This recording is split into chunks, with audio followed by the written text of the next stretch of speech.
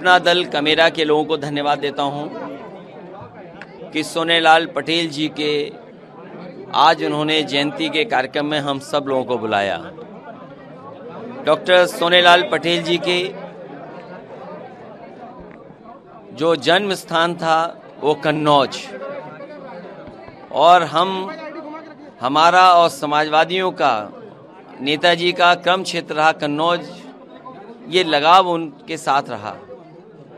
उन्हें हम लोगों ने बहुत समय से देखा कि जिस तरीके से शोषित, वंचित, पिछड़े और जिनको मुख्य धारा में सम्मान नहीं मिला, उनके लिए संघर्ष करते रहे। उन्होंने अपनी जान की भी परवाह नहीं की।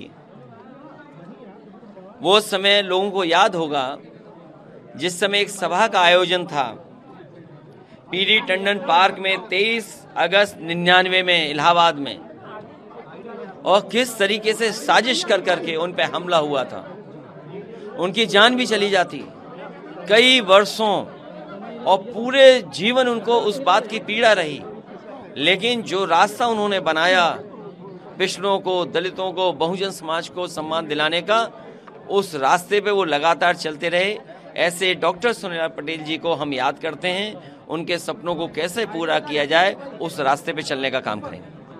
अखिलेश जी, आज मायावती ने बोला है कि यूसीसी का समर्थन है, लेकिन उसको जबरदस्ती थोपना नहीं चाहिए, और भाजपा मुद्दों से भटका रही है, महंगाई के मुद्दों से यूसीसी को लाके। देखिए, भारतीय जनता पार्टी ये जानती है कि बेरोजगारी के नाम पर जो धोखा दिया है इन्होंने नौजवानों को, आज रोजगार नहीं है, नौकरी नहीं है, कारखाने नहीं लगे, और जो महंगाई की चरम सीमा पर पहुंच गई। महंगाई का आखिरकार मुनाफा किसके पास जा रहा है? मुनाफा महंगाई की वजह से किसकी जेब में जा रहा है? किसकी जेब भरी जा रही हैं?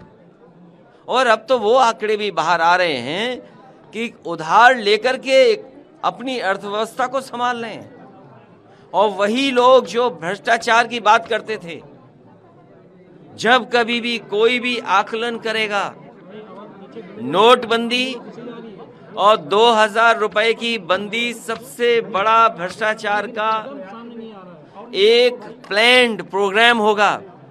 इन सब के जवाब भारतीय जनता पार्टी के पास नहीं है, इसलिए यूसीसी की बात कर रहे हैं। ये लोग तो अक्साई चिन्ह की बात कर रहे थे, पीओके की बात कर रहे थे। आज महंगाई क्या खत्म कर दी इन्होंने? तो इसलिए जानबूझ करके बहस छेड़े, जो बुनियादी सवाल है उन पर बहस नहीं हो। इसी उत्तर प्रदेश में आकर के बीजेपी ने कहा कि हम किसानों की आय दोगुनी करेंगे। बताओ, अगर 1 किलो भी आलू खरीदा हो, धान किसान की मदद की हो, गेहूं प्राइवेट कंपनियों को खरीदवा दिया इन्होंने। आज जो महंगाई है, चाहे कोई भी खाने पीने की चीज का, कौन जिम्मेदार है? इन सवालों के इनके पास जवाब नहीं है। महाराष्ट्र में बड़ा डेवलपमेंट हुआ है। शरद पवार को डिच करके अजीत पवार डिप्टी सीएम बने। देखिए, ये जो महाराष्ट्र में हो रहा है, और मध्य प्रदेश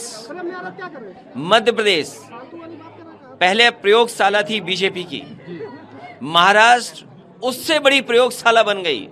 आप देखना, लोकसभा का चुनाव आते आते देखना कितनी नए तरह के प्रयोग भारतीय जनता पार्टी करेगी, क्योंकि उसे सत्ता से बाहर नहीं जाना है। सत्ता में बने रहना, चाहे गरीब, किसान, वंचित, शोषित, पिछड़े, बहुजन, कहीं उनको स्थान न मिले, लेकिन उन्हें स्थान सत्ता का मिलना चाहिए।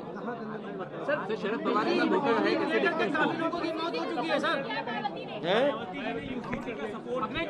मैंने आपसे कहा,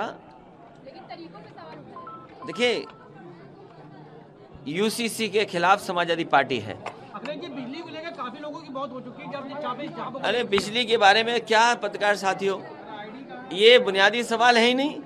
अरे बिजली का सवाल होता तो आज तक मुख्यमंत्री कम से कम प्लांट का नाम तो लेते। बिजली के प्लांट के कारखाने अगर समाजवादी के बनाए हुए चला दिए होते तो आज उत्तर प्रदेश में सस्ती बिजली होती, 24 घंटे बिजली होती। जितने समाजवादी सरकार में लगाए गए बिजली के कारखाने हैं, इस सरकार ने पूरे नहीं किए।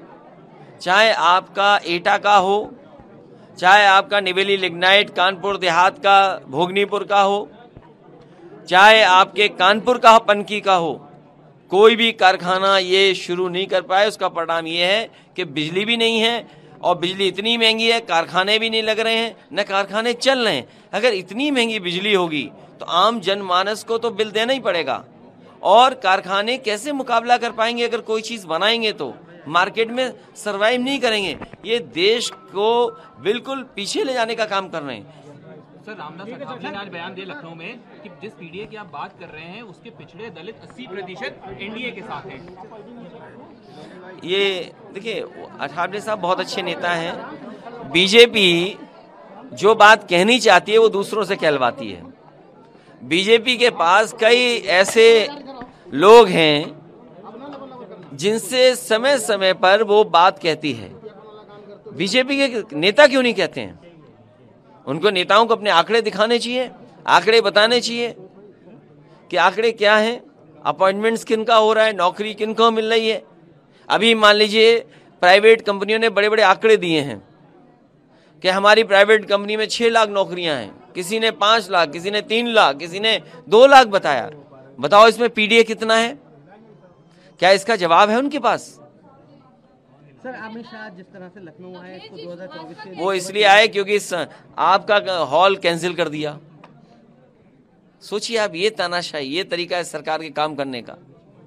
आप अगर कार्यक्रम करना चाहोगे तो भी नहीं कर पाओगे। अरे हम तो ये भी जानते हैं, आपको ब्रेकिंग न्यूज भी बीजेपी देती है कि ब्रेकिंग न्यूज में ये लाइन चलाइए, आप ये लाइन हमें सूट कर रही है। सोचो ये है काम करने का तरीका। सब पटना में बैठक हुई थी, नेक्स्ट बैठक बहुत जल्दी होने वाली, क्या लगता है कि कुछ समीकरण बने? अब मैं पत्रकार साथियों से कहूंगा कि हमारे साथी समाजवादी पार्टी बहुत अच्छा गाना गाएंगे, उसको आप जरूर सुनिए।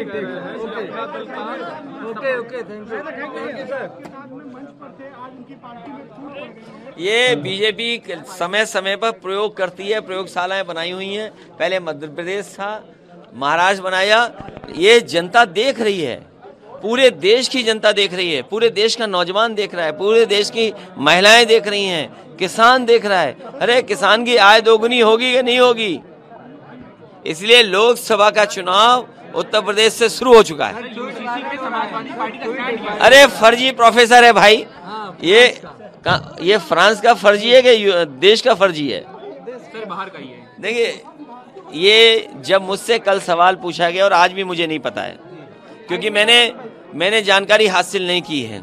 सुनने में आया है कि बीजेपी के लोगों ने बड़ी बड़ी कंपनियां हायर की हैं जो समय समय पर डिजिटल जो आज का ज़माना है उसमें काम कर रही हैं, बड़े पैसे दिए जा रहे हैं और जानबूझ करके स्टोरी बनाते हैं, खुद ही उसको और इनलाज करते हैं। जब पकड़े जाते हैं तो पता नहीं क्या कहते हैं। सुनने में आया वो प्रोफेसर पहले जेल जा चुका है, जेल जा चुका है। सोचिए आप, हमारे मुख्यमंत्री जी इसी में खुश हैं कि किसी फर्जी प्रोफेसर ने एक फर्जी ट्वीट उनके पक्ष में लिख दिया।